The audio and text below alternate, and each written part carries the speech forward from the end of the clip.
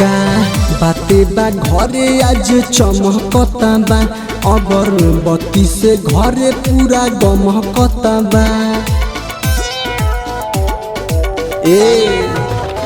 का बाते बा घरे आज चमकता बा अगरबत्ती से घरे पूरा गमकता बा। कबही से खोजा तनी पिया एगो थरिया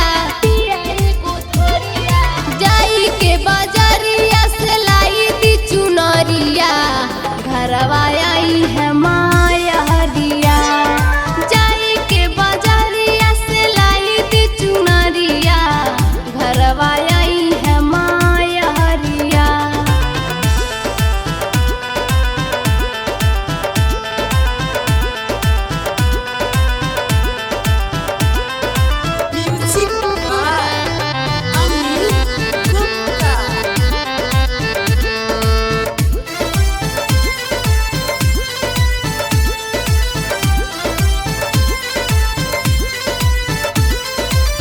पान कसैलील हब धूप नारियल हो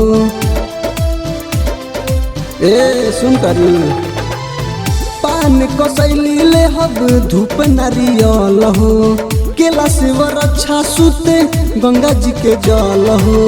हमारा ला ले आइहा राजा एगो सड़िया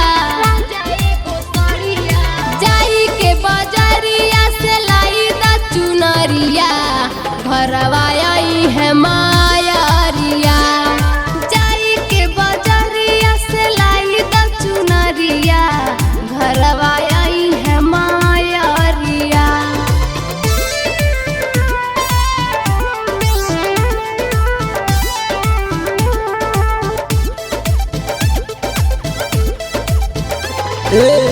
मालनी से फूल कलसा कोहर के घर से जा तनी मंगवा लियो।